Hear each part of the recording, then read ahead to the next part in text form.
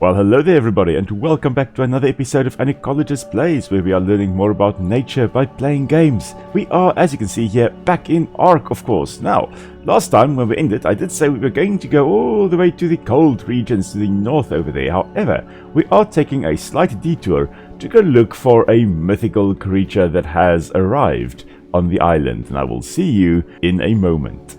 As you can see, I have exchanged my Pteranodon for my Argentavis again, because the creature we are hunting is quite dangerous, apparently. Additionally, the Pteranodon is just way too slow and has way too low a stamina to be an effective mount. So I am just... there's a little horsey, I think, going down there again. I'm just going to turn down the sound of this creature as we fly around. This is, I think, not the true swamp yet, so we're going to just carry on until we get back into the proper swamp. And that should be right up ahead. There the swamp is in the distance. That's our familiar stomping ground with the Belzebufo. And the Spinosaurus as well, which we also have gone through that area with. And here, somewhere in this leech-infested wasteland, we have the new creature. And I think I saw it. Oh my... yeah, I am seeing it. Rhyniognatha. Oh my word, okay. Let's just turn around and look at it with the spyglass. Something's attacking a Paraceratherium, and I think it is another one. Right at the back there. Yeah, there it is, Rhyniognatha. It's shooting things out of its abdomen. Just see, there we go. There's the Rhyniognatha, the new creature in Ark. So this is now the Ark Survival Evolved 8-year anniversary, and that's why they released this weird creature. Now, there are very few things right with this creature. We do have to suspend some of our disbelief, but yeah, that thing there is not Rhyniognatha. So Rhyniognatha was already discovered in the early 1900s by a reverend, and he gave it to some people who then described it. But we still don't know what it was. We still don't know exactly what it looked like. We still don't know whether it even had wings. We don't know whether it was able to fly. We don't know whether it was a type of aphid, a type of stonefly relative thing, or a centipede. We don't even know whether it was an insect. It lived about 400 million years ago, so during the Devonian period, so a very ancient whatever it was, and it's difficult to keep track of it. There it is again. What we do have of it is kind of the head. That's kind of the fossil that there is. So let's look at Rhyniognatha and how it is different from whatever this thing is, which is hopping or flying around amongst the dense trees. You can see it's pushing over the trees. That's how big this thing is. So Rhyniognatha was very small. Currently, the only specimen is in a museum, and it is on a microscope slide. That thing is not going to fit on the world's largest microscope slide, I'm afraid. So that's one problem. Second problem, as I've mentioned, we don't know what it actually even was, whether it was an insect or a centipede. A 2017 study showed that it's quite likely a myriapod, meaning a millipede or a centipede, and most closely related to centipedes, possibly. But we don't know. All we have are the jaws, part of the head, so they kind of described it as an ancient... possibly... Oh, no. Why do you want to do this? Do you really want to fight? I am not very keen on losing Flame Crest. The aerial dogfight it is. I'm sorry, but... oh, that is disturbing. It is shooting stuff at us. We are just going to keep on flying away, kind of in a serpentine manner. And hope we get out of its aggro range. I did not want... no. I am not keen on being attacked by the Ark version of an Apache helicopter. I just hope that Flamecrest makes it out alive. Oh, we killed it. We killed it, everybody. No, and now we are attacked by Meganeura. Of course we are being attacked by Meganeura. Did you not just see me kill the biggest flying creature on the island? What nonsense is this? Okay. Well, it did give us that. which is the Rhyniognatha pheromone. Now, that Rhyniognatha pheromone means that we can technically now tame one, because we've just killed a male, and that male dropped the pheromone. If we now go and tame a largish creature, right, and we put that Rhyniognatha pheromone in its inventory, and we get it to eat it, and we then attack a female Rhyniognatha until her health is 10% or lower, then that Rhyniognatha female will impregnate the creature, the tame creature that we have put the egg in, and little babies will hatch out of it, alien style, which most likely, of course, will kill your tame, I believe. So I'm not very keen on doing that. Of course, that's another problem, is we don't think that Rhyniognatha would have done that. Now, not to say that 400 million years ago there couldn't have been those types of relationships between species, but that was during the Devonian period, where life on land was just starting. It is not extremely likely that those complex relationships would have existed between land organisms at that point in time. Nowadays, of course, we do have a whole bunch of examples of a whole bunch of species parasitizing other creatures. Now, parasitism is, of course, when you steal resources from one organism and you benefit and it is negatively impacted. So things like ticks and stuff like that, where they drink the blood of their host, or mistletoe growing on trees. What these guys are doing is actually, they're more parasitoids rather than true parasites. Let's just have a look here. Let's just have a look. Flamecrest is actually doing surprisingly fine. I'm so happy about that. Oh my word. I was so worried that we were going to lose Flamecrest there. Okay, anyway. But as I was saying, these Rhyniognatha in the game here are more parasitoids, where they lay their eggs in another living creature, and those eggs then hatch, and the larvae consume the living host. They basically then eat all the non-vital organs first, and then leave the vital organs for last, so that the host stays as fresh as possible for as long as possible. And then just before the babies basically pupate and become adults, they will then eat the vital organs, because then the spider or whatever they have parasitized is no longer of use to them. So then it can die. So they keep their host alive. That's typical with parasites. They use the host while it is alive. But yeah, that was interesting. Let's put it that way. You are flying away quite quickly there, Pteranodon. I'm pretty sure you have also seen another Rhyniognatha. Okay, right. We do have... Oh, we've got a few things. Let's have a look at the creatures we have down here, which are slightly more realistic. And there we have Allosaurus, one of my favorite dinosaurs, perhaps not realistically looking in this game, what with their pronated wrist and their weird back. It seems all the predators in the game you have these armored backs, which were not a thing, but anyway, nonetheless. Oh, they're attacking the Pteranodon. Oh man, the Pteranodon probably fled from a Rhyniognatha only to be massacred by this pack of Allosaurus. Anyway, so Allosaurus, there are a whole bunch of things regarding Allosaurus. Definitely one of my favorite dinosaurs as well. So they're known from the Morrison Formation, which is in western USA, and that is one of the most abundant fossil beds of the Jurassic period. That, along with the Tendaguru beds in Kenya in Africa, are some of the best beds in terms of fossils of that period in Earth's history.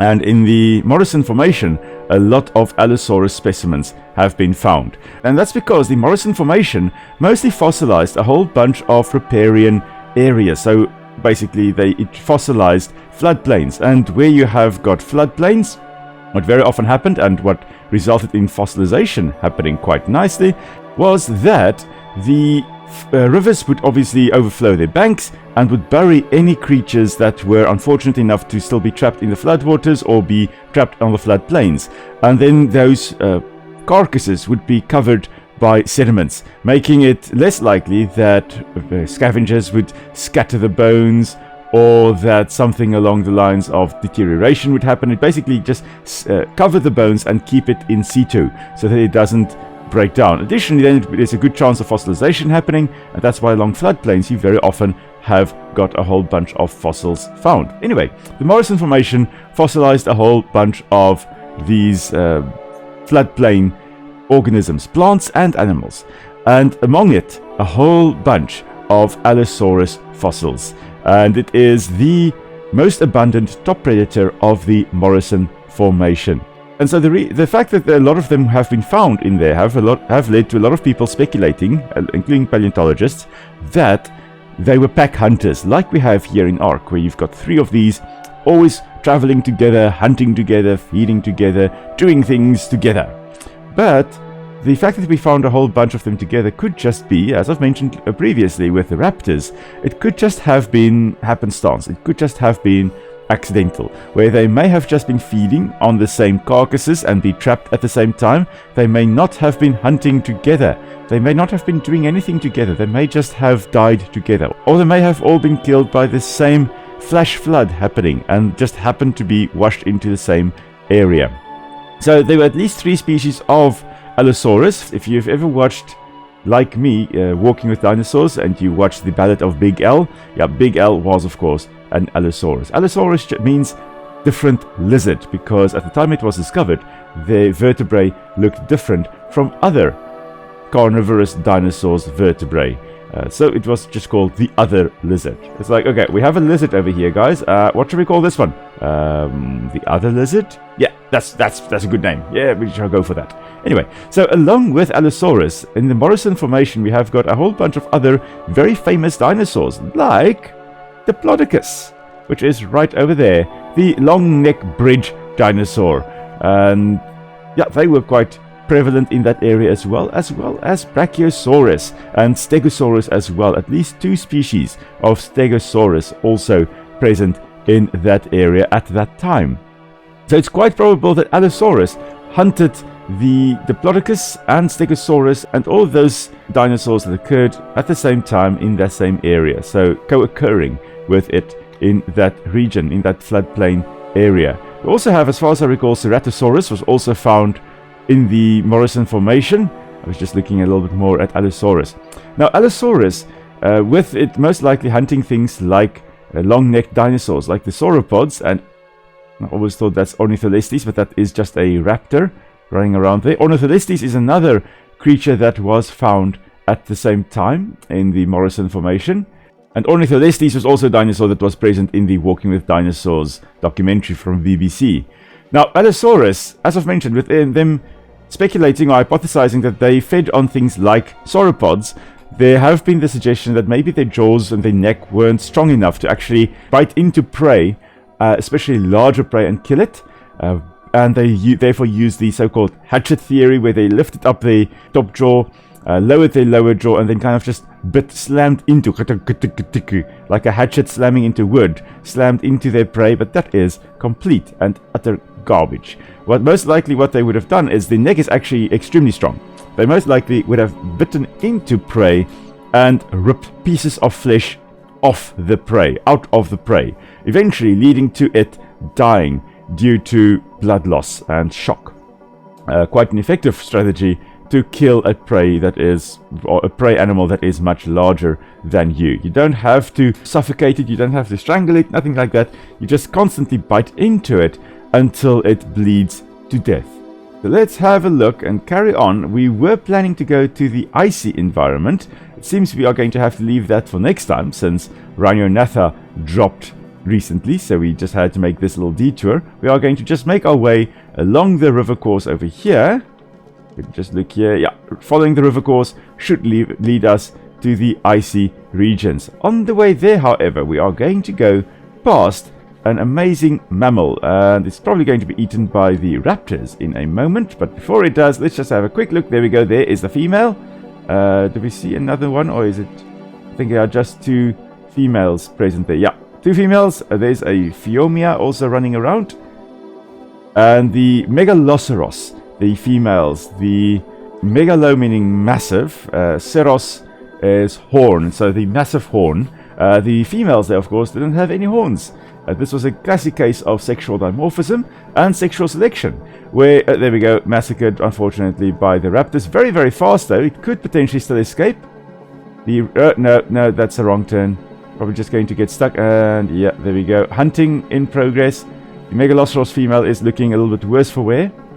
Very, very quick over open plains, but as soon as they start getting into trees, they bump into the trees, and they get massacred by the creatures. And that is actually an amazing observation, because that's most likely what contributed to their extinction. Now, the females, as you saw, they didn't have any horns. The males, however, had massive horns. For, as far as I recall, in terms of all the horned deer and antelope and those types of things, they had the widest horn span, which was most likely because of sexual selection. Females went ooh la la when they saw the males with their massive horns, and they obviously then selected males with the biggest horns, because if you can sport these massive horns and you still are able to survive, you don't die due to predators, and you've got enough resources to grow these horns and still survive, well, then you must be a very fit male. So they select the males with the biggest horns. Those big horned males, their genes get passed on to the next generation, sporting more big horned males. Females then select from the new generation of males. They select males which again have big horns. So over time, there is the selection for bigger horns in the Megaloceros males. And eventually what happened is there was a period of time where obviously humans came onto the scene, and the Megaloceros is also known as the Irish elk, even though it isn't related to the elk itself, and it wasn't confined to Ireland either. Oh, I see big creatures walking around here again. Whole bunch of big creatures, and we'll get back to them again. Anyway, but the males, so there was a period where humans arrived on the scene and obviously started hunting them, and it is quite possible that humans learned that males couldn't go into densely wooded areas, and actually drove them towards the densely wooded areas so that they could then easily spear them, because they were quick. They were probably very, very quick, but they couldn't go into the densely wooded areas. So humans arrived on the scene, learned that you could hunt them, and then there was most likely a period during which trees also became more abundant, meaning that the areas in which these Megaloceros couldn't go increased in size, and that limited their range, and it's quite possible that this mixture of events led to their extinction. So quite sad, but they survived until relatively recently. I'll have the data down below, and there are also, as far as I recall, even cave paintings of them. So humans saw them relatively recently in terms of Earth's history. So yeah, I would have loved to see an Irish elk and Megaloceros, but yeah, closest we can get is probably in the game here. I see Troodons down below, not a fan of them. And there's another Pulmonoscorpius, like we have in our backpack as well. Pulmonoscorpius means lung scorpion, I believe it means. Or air-breathing scorpion, like lungs. Yeah, that's basically what it means. So weird name for a big old scorpion, but anyway, because all scorpions that we have, typical scorpions would be air-breathing. I suspect the reason it's called the air-breathing scorpion is because it lived very long time ago, and at that point in time, I'm pretty sure during the Carboniferous and the Devonian, and I'll correct myself down below if I'm wrong, but I'm pretty sure during that period we had the Eurypterids, the sea scorpions, also being very, very common. We're just going to fly around and keep an eye on our temperature, because as soon as our temperature drops, we are going to just put on our winter clothing and get ready, because we are just about ready to head into the ice worlds. So that is where we are going to end today's little shortish adventure again. We did find Rhyniognatha. We did find the weird creature that is not supposed to look the way it does. We also have encountered Allosaurus, one of my favorite carnivorous dinosaurs, and one of my favorite Jurassic period dinosaurs. If Jurassic World wanted to be accurate, they should have had Allosaurus instead of things like Velociraptors or T-Rex, which were both from the Cretaceous period, much later than the Jurassic period. Anyway, So of course on Friday, everybody, we will be back. Nick and I will be back in Grounded, WoW mode again. And then on Saturday, I will be streaming something. Nick is not going to join me this Saturday. She'll be working. So I have a post that is on the community tab of the channel. Please do go and vote there what you want to see me play on Saturday during the live stream. If you enjoyed the video, please give it a like below. Comment any questions you have regarding any of the creatures we saw, any other creatures at all, anything you'd like to learn a little bit more about. And so until next time, everybody, stay safe, and I will see you all soon. Bye!